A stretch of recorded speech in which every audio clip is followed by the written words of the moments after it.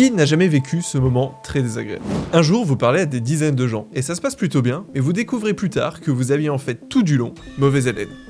Horrible, non? À ce moment-là, il n'y a qu'une question qui m'obsède. Pourquoi est-ce que je m'en suis pas rendu compte moi-même? Après tout, mon nez est littéralement collé à ma bouche, donc si quelqu'un avait dû en souffrir, je crois que c'était moi. Et pourtant, c'est pas le cas. Alors comment ça se fait et d'où vient la mauvaise haleine? Et surtout, pourquoi est-ce que se brosser les dents ne suffit pas toujours? Et plus je me suis plongé dans la recherche, plus j'ai fait une réalisation. La mauvaise haleine n'a absolument rien à voir avec les dents. Tout est dû à la salive. Going out on a date? Uh-oh, that's not the way to do it. Bad breath, halitosis, most often is caused by germs. L'être humain n'est jamais seul.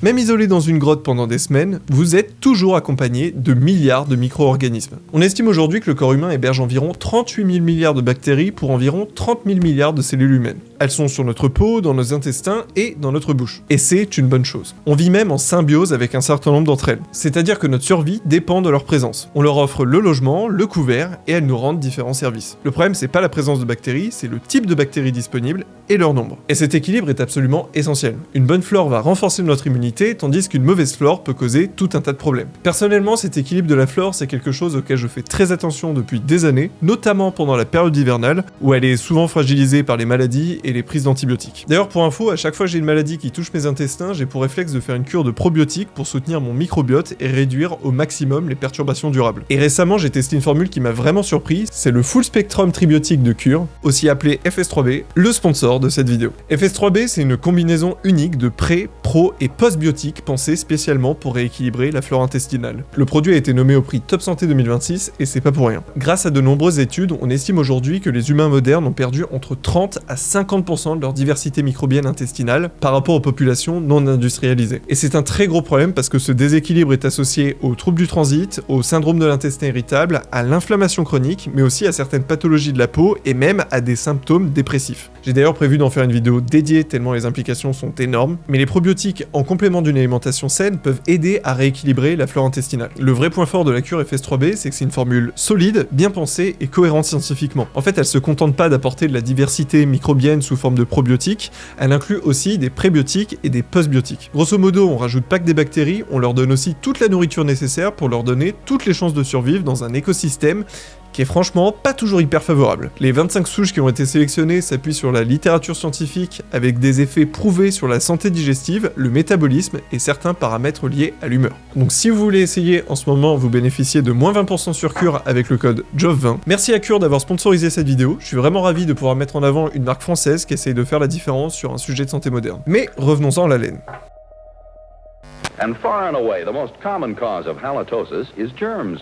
Dans le monde bactérien, il existe deux grands métabolismes. Les bactéries dites aérobies, qui utilisent l'oxygène pour produire leur énergie, et des bactéries anaérobies, qui ne peuvent pas utiliser l'air et qui doivent se débrouiller autrement. Ces deux groupes ne parlent pas la même langue et n'aiment pas du tout cohabiter. Le corps humain est découpé en territoires très clairs. L'intestin, lui, est pratiquement exclusivement composé de bactéries anaérobies. C'est normal et même bénéfique. Tandis que la bouche, elle, est un environnement très aéré. Donc quand tout va bien, elle est dominée par les bactéries aérobies. Mais c'est précisément là que dans certaines circonstances, ça peut sérieusement déraper. Tous les humains modernes et beaucoup d'animaux domestiqués, comme les chats ou les chiens par exemple, se retrouvent avec une inversion de l'écosystème. Les bactéries anaérobies, qui logent normalement quasiment exclusivement dans les intestins, vont se retrouver en grand nombre dans la bouche. Alors, pourquoi ? Eh bien parce qu'avec nos habitudes modernes, il est de plus en plus fréquent que les muqueuses qui composent notre bouche soient de moins en moins oxygénées. Et quand ça arrive, les bactéries anaérobies peuvent poser leurs valises et former des colonies. Elles se regroupent, se répliquent et finissent par former ce qu'on appelle un biofilm. Une sorte de gel épais collant qui leur permet de proliférer tranquillement, de résister à la salive et de s'isoler de l'oxygène. On en retrouve entre les dents, c'est ce qui forme la plaque dentaire, sur les gencives, c'est ce qui provoque la parodontite, on va retrouver aussi sur les amygdales, c'est ce qui va créer les caséums, ces boules puantes tout droit sorties des enfers, et surtout, c'est ce qui se plaque sur la langue, particulièrement à l'arrière de la langue. Et c'est surtout là que tout va se jouer pour la laine. That's right. Germs start the odor-producing fermentation of proteins present in your mouth at all times. Les bactéries anaérobies adorent les protéines. Quand elles les digèrent, elles cassent les chaînes d'acides aminés et laissent derrière elles des gaz. Sulfure d'hydrogène, méthylmercaptan, diméthylsulfure. Tous des composés volatiles soufrés, c'est-à-dire qui contiennent du soufre. Or, pour le cerveau humain, les molécules soufrées sont parmi les signaux les plus répulsifs qui existent. Alors pourquoi ?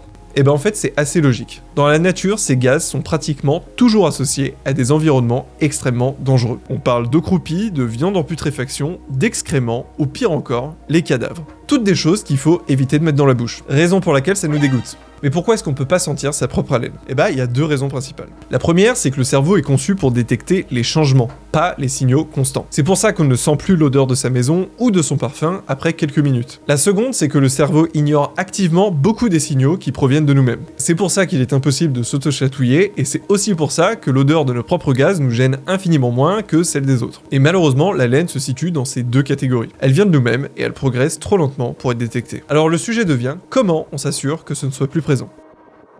He said that she said the answer was simple. Here's what she said to do. La salive est la clé. Le rôle de la salive n'est pas seulement d'humidifier la bouche, c'est aussi une gardienne protectrice. Elle nettoie en permanence les cavités buccales comme le ferait une machine à laver. Son mouvement perpétuel oxygène les surfaces et privilégie ainsi les bactéries aérobies. Et sa composition est censée empêcher la formation des biofilms. En temps normal, le seul moment où on produit assez peu de salive, c'est pendant la nuit. Raison pour laquelle on a rarement une haleine super fraîche au lever. Mais à l'ère moderne, énormément de choses vont lourdement aggraver la situation. D'abord, il y a la respiration buccale, qui fait sécher la salive. Véritable fléau moderne. Je vous renvoie vers cette vidéo si vous voulez en savoir plus. Puis, il y a la nourriture molle qui va réduire drastiquement la mastication. Ça divise la production salivaire par 2, 4, voire même 10. Je vous renvoie cette fois-ci vers cette vidéo. Ensuite, il y a le stress. Ça stoppe temporairement la salivation, l'eau est envoyée vers les parties jugées plus urgentes. Raison pour laquelle on a souvent une pâteuse quand on doit prendre la parole en public. Et avec le stress chronique moderne, la bouche en pâtit sérieusement. Autrement, il y a les traitements médicamenteux qui réduisent pour beaucoup de 10 à 20% la production salivaire. Et les effets sont cumulatifs. Raison pour laquelle beaucoup de personnes âgées peuvent avoir une haleine un peu difficile. Ensuite, il y a le sucre et les glucides simples. Ça va servir de carburant pour les bactéries anaérobies pour former leur gel. Enfin, il y a les antibiotiques, le tabac et l'alcool qui suppriment tout simplement temporairement la flore et qui laissent derrière eux un terrain désolé, avec nettement moins de diversité bactérienne. Idéal pour les bactéries anaérobies opportunistes. Quoi qu'il en soit, tout converge vers le même point, moins de salive, plus de biofilms. Aujourd'hui, la mauvaise haleine touche 20 à 50% de la population mondiale. On a tendance à imaginer qu'à la préhistoire, tout le monde sentait mauvais. Pourtant, vu les causes identifiées, tout indique que c'est bien nos modes de vie modernes qui sont responsables. Les animaux sauvages, eux, n'ont presque jamais mauvaise haleine, sauf quand ils sont malades. On peut pas en dire autant de ceux qui vivent dans notre monde. This man is eating a Tic Tac mint. He's ready for the surprise inside.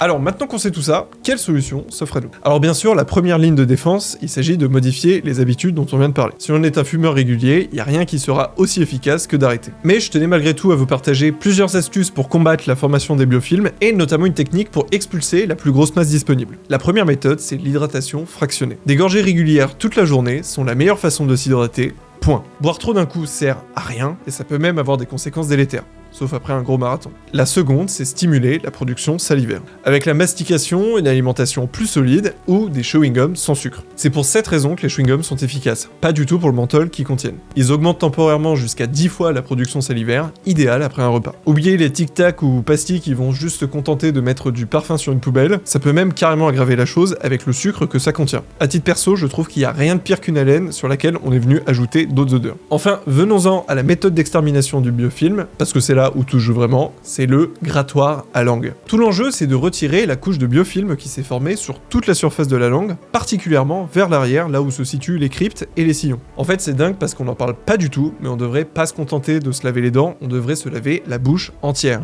Or, la langue représente de loin la plus grande surface disponible pour les bactéries anaérobies. Et surtout, oubliez les bains de bouche. Ils font plus de mal que de bien parce qu'ils ne font pas la différence entre les bactéries aérobies et anaérobies. Ça va fonctionner au court terme, mais au long terme, ça peut aggraver les problèmes. Et non, la brosse n'est pas le bon outil ici. Elle est conçue pour les surfaces dures, pas pour les surfaces molles. Ces poils ne vont pas extraire les bactéries, elles vont même parfois les enfoncer. Et il faut pas grand chose pour permettre aux bactéries de reformer des colonies en quelques heures. Le véritable atout du racloir, c'est qu'il fait un mouvement en cisaille et ça pousse les bactéries vers l'extérieur. La recherche a identifié que non seulement le racloir est plus efficace que la brosse à dents pour se laver la langue, mais en plus de ça, le racloir est le meilleur outil pour combattre la mauvaise haleine. Il est recommandé de le faire avant de se brosser les dents, ça évite que la langue ne répande toutes les bactéries partout sur son passage, et il suffit de frotter gentiment, pas besoin d'y aller comme un bourrin. Je vous ai mis le lien de celui que j'utilise depuis des années dans la description, c'est vraiment ultra simple, efficace et ça coûte rien. Un petit mot pour la fin, même avec la meilleure hygiène disponible, parfois vous aurez quand même mauvaise haleine. Ça fait malheureusement partie de l'expérience humaine, ça arrive à tout le monde, mais si vous devez retenir une seule chose, la mauvaise haleine n'est pas un problème de dents mal entretenu. C'est avant tout un problème de bouche sèche et de biofilm. C'est pour cette raison qu'on peut avoir aucun problème de dents, mais une haleine qui est pas au beau fixe. Tout l'enjeu pour nous, c'est de limiter sa formation, soit en changeant nos habitudes, soit en le supprimant dès qu'il s'installe, avec la brosse pour les dents et les gencives, et le racloir pour la langue. Le brossage reste évidemment clé, mais en toute franchise, il y a aussi, ici, tout à revoir. Il y a une habitude qu'on nous a enseignée depuis tout petit, qu'on fait littéralement à l'envers. Ça réduit jusqu'à 50% l'efficacité du brossage. Je vous expliquerai pourquoi dans une prochaine vidéo, donc n'hésitez pas à vous abonner si vous voulez le savoir.